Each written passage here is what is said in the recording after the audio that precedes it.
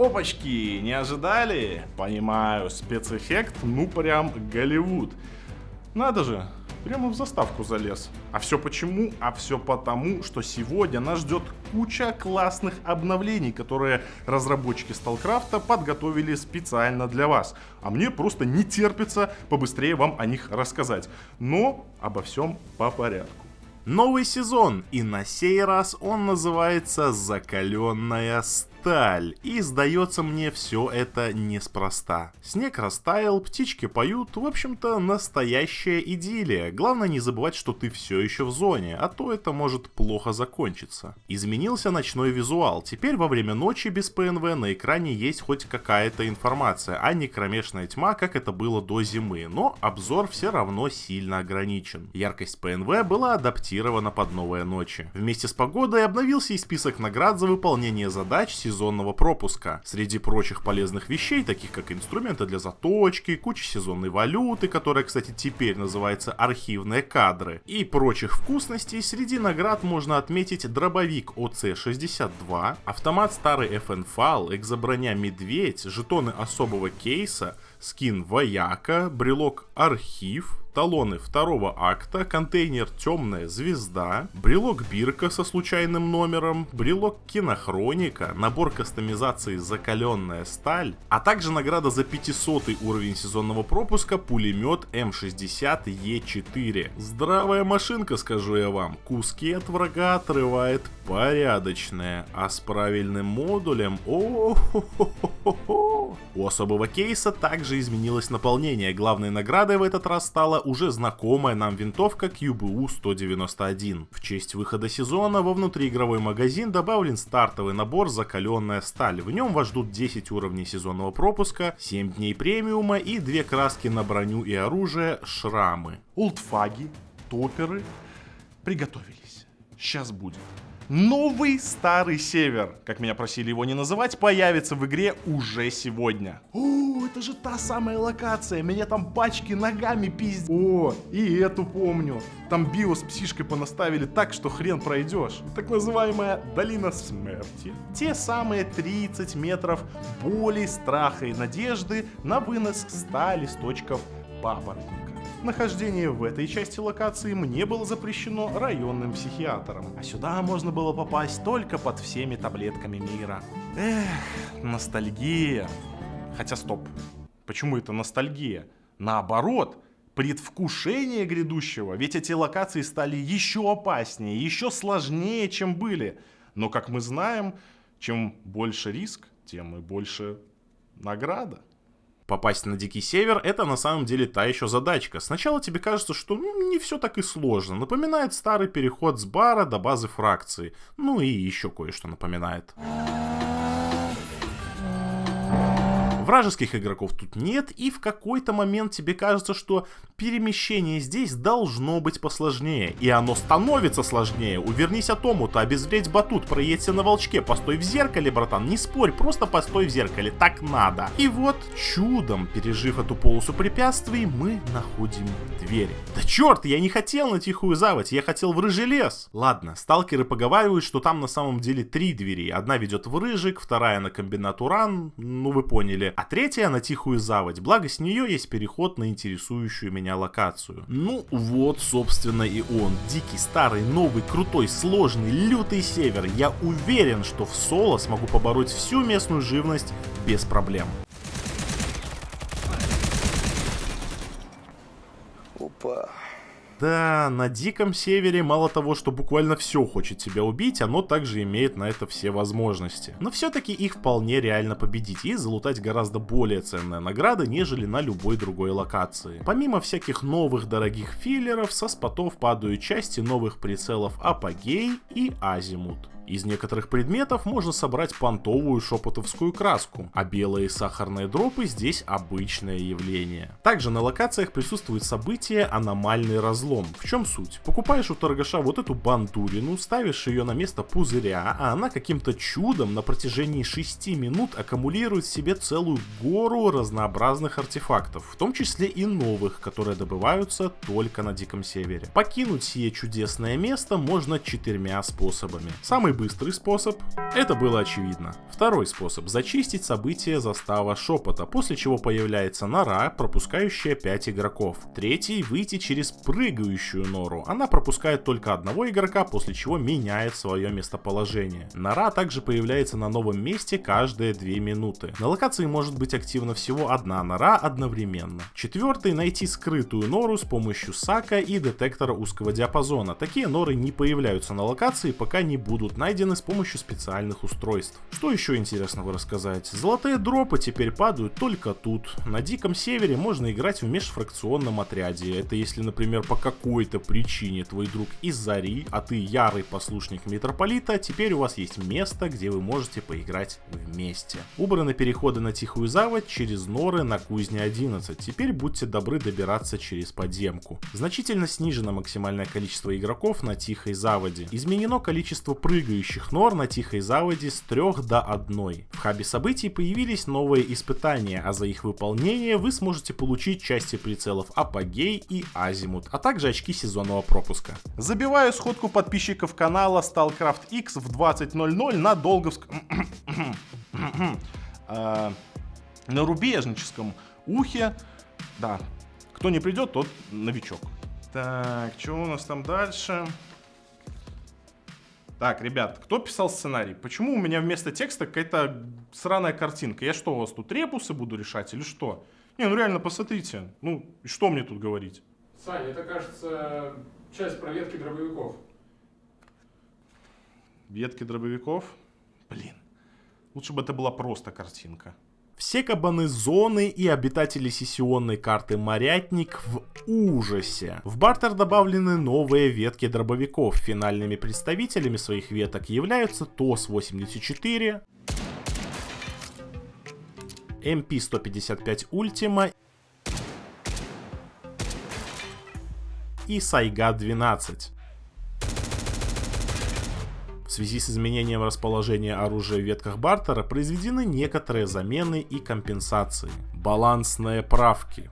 Короче, мы тут надолго. Произведена первая часть изменений расходников: аптечки, стимуляторы, бинты и выводящие заражение расходники. В будущем планируется изменить все расходники. Разработчики постарались сделать аптечки и стимуляторы более равноценными в использовании игроками и исправить момент с тем, что армейские аптечки являлись фактически единственным вариантом лечения, несмотря на свой низкий тир. Аптечки теперь получили единый пресет, обладающий легким выводом кровотечения, средним лечением и регенерацией, но перестали выводить радиацию или биозаражение. Аптечки обеспечивают меньший объем лечения за короткий промежуток времени, но действуют дольше, в связи с чем дают больше лечения в долгосрочной перспективе. Стимуляторы, напротив, дают больший объем лечения за короткий промежуток времени, но в долгосрочной перспективе проигрывают аптечкам. В целом стимуляторы почти не изменились, оставшись более PvP-направленной лечащей медициной. Лишились дебафов в виде эффекта опьянения и накладывания отравления, но стали слабее. Удаление вывода заражений с аптечек было необходимо, чтобы устранить сборки артефактов, которые можно было использовать без контрартефакта, заменив его аптечкой. Все выводящие расходники теперь работают так же, как и бинты, с эффектом вывод. Они действуют 3 секунды и выводят больше заражения за раз. Для удобства данные расходники теперь объединяют в себе 2 заражения сразу. И панацея, как самый лучший из них, выводит все виды заражения сразу. Теперь все выводящие заражения расходники, кроме бинтов, накладывают отравление, чтобы их нельзя было часто использовать. Медикаменты с защитой от заражений были убраны. Со временем они показали себя как не очень нужный тип расходника, лишь забирающий внимание от защитных артефактов или от комбинированной брони. Все медикаменты с защитой от заражений были заменены на выводящие соответствующее заражение расходники. Удаленные расходники будут компенсированы в соответствии с вот этой табличкой. Лоты с удаленными расходниками, выставленные на аукцион, также подлежат компенсации. Количество получаемых панацей при крафте увеличилось с 15 до 25, бонусный крафт увеличен с 3 до 5. Рецепты, в которых использовались удаленные расходники, более недоступны. Изменены цены некоторых расходников в связи с вышеперечисленными изменениями. Ослаблены характеристики большинства медикаментов: подвижность, защита и усиление. Кратковременное усиление, кроме несколько чрезмерно сильных расходников, получили небольшой буст. Справками выводящих и удалением защитных расходников были усилены характеристики артефактов с защитой защитой от заражений. Они в любом случае не использовались как артефакты для усиления базовых сборок, а только для защиты от заражений. Поэтому, начиная с определенного тира, они получают единое улучшение комфорта, что будет полезно почти всегда при нахождении в зараженной зоне. Так как зеркало и глаз бури получили значительное повышение защитных параметров, взамен усилив дебаф живучести, за них можно активировать компенсацию в контекстном меню. Некоторые рюкзаки и контейнеры также претерпели изменения. Произведено перераспределение влияния пластин и базового множителя в голову на разницу между уроном в тело и голову. Раньше пластины влияли на урон в тело и голову не меньше, чем множитель самого оружия, а то и больше. Теперь основная разница между стрельбой в голову и тело заложена именно в базовый множитель урона по голове, который был поднят с 1,25 до 1,4, а эффективность пластин, как и большинства других расходников, снижена. Керамическая пластина потеряла штраф к скорости и начала поглощать на 10% урона больше, но ее прочность была снижена, из-за чего в сумме она поглотит меньше урона. Чем выше приведенное здоровье персонажа, тем менее выгодна для него керамическая пластина, но в среднем она дает немного больше выгоды в бою,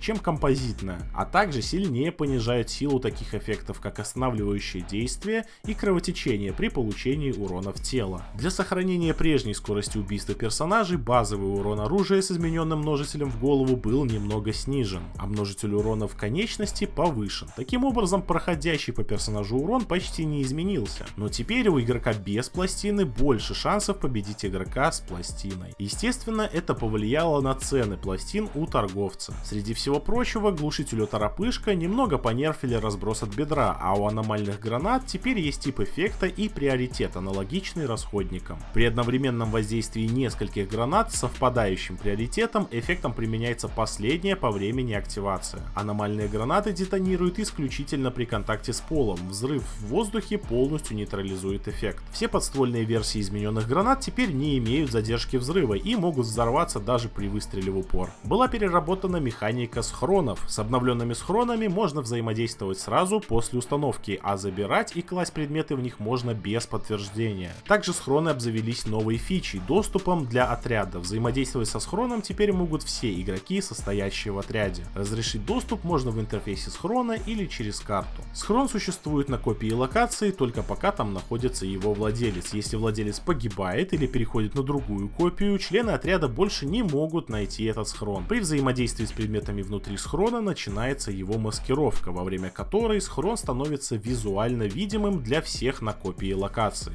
Продолжительность маскировки зависит от вида и качества схрона. Если во время маскировки владелец покинул радиус схрона или же погиб, то часть его содержимого сможет забрать любой вражеский игрок, но только один раз, после чего схрон нельзя будет найти. Количество выпавшего лута зависит от параметра надежность. Когда игрок взаимодействует с чужим схроном, он может взять из него некоторые предметы. Доступ к каждой отдельной ячейке предоставляется с некоторым шансом, то есть если надежность равняется 30%, то шанс выпадения для каждой отдельной ячейки будет 70%. Если в ячейке несколько предметов, то выпадает только определенное количество, то есть если в ячейке 100 предметов, то с надежностью 30% выпадет 70 предметов из 100, остальные останутся в схроне. Схроны существуют в мире ограниченное количество времени, определяемое прочностью, которая постепенно снижается. Прочность зависит от качества схрона. Чем больше прочность схрона, тем дольше он сможет существовать на локации. Также существует два вида схронов — стандартный и экранированный. Разница в том, что в зонах заражений прочность у стандартного типа схронов снижается в разы быстрее. Влияние оказывает максимальный уровень заражений, их количество значения не имеет. Когда значение прочности упадет до нуля, схрон исчезнет вместе со всем содержимым. Для артхантеров появились специальные экранированные схроны, они защищены от влияния заражений и способны хранить артефакты. Заражения по экранированному схрону наносят всегда 1 единицу урона в минуту. Прочие изменения и правки. Добавлена новая фраза ведущему, который предупреждает о выбросах. Добавлена покраска обвесов мотивами и обликами. Если на оружие с экипированным мотивом или обликом не нанесена краска, такие обвесы будут краситься в цвет облика или мотива. На текущий момент список мотивов и обликов, поддерживающих данную функцию, ограничен, но будет постепенно расширяться. Все уникальные краски на броню конвертированы в мотивы, их покраска будет добавлена в будущем. Изменен размер всех обликов и мотивов, теперь они занимают 2 на 2 клетки в инвентаре. Исключение — конвертированные уникальные краски для брони, они по-прежнему занимают клетку 1 на 1. Добавлена возможность при нажатии ЛК кликаем на иконку совместного снаряжения у обликов или мотивов, а смотреть их сразу с экипированным элементом косметики. Теперь у мотивов отображается список совместимых обликов с возможностью предпросмотра измененной модели. У обликов и мотивов на оружие теперь указываются обвес и внешний вид которых они меняют. Добавлена возможность снятия фракционной краски и использования ее по желанию. Теперь это мотив, встроенный в совместимые костюмы, внешний вид которых меняется в зависимости от фракции. Облик улыбака теперь совместим со всеми мотивами на Центурион, включая фракционный окрас. Облик контуженный теперь совместим со всеми доступными мотивами. Добавлены настройки, включающие отображение урона в операциях, в открытом мире и в сессионных боях. На сессионных картах с ограничением по рангу снаряжения теперь также недоступны рюкзаки и контейнеры. Ранг на этих сессионных картах теперь меняется каждый час, но всегда активна одна карта для сталкерского снаряжения и одна для ветеранского. Добавлен слот с вариантами сессионных карт Пекло, Госпиталь и Морятник без дробовиков. Одновременно активна только одна такая карта, которая меняется каждые полчаса. Вот такое получилось первое мартовское обновление. Пиши, что думаешь о нем в комментариях, а я, пожалуй, пойду скачивать его на свой компьютер. Так. А как выбраться-то отсюда вообще? Ребят! Я походу в заставке застрял, выпустите кто-нибудь. Блин.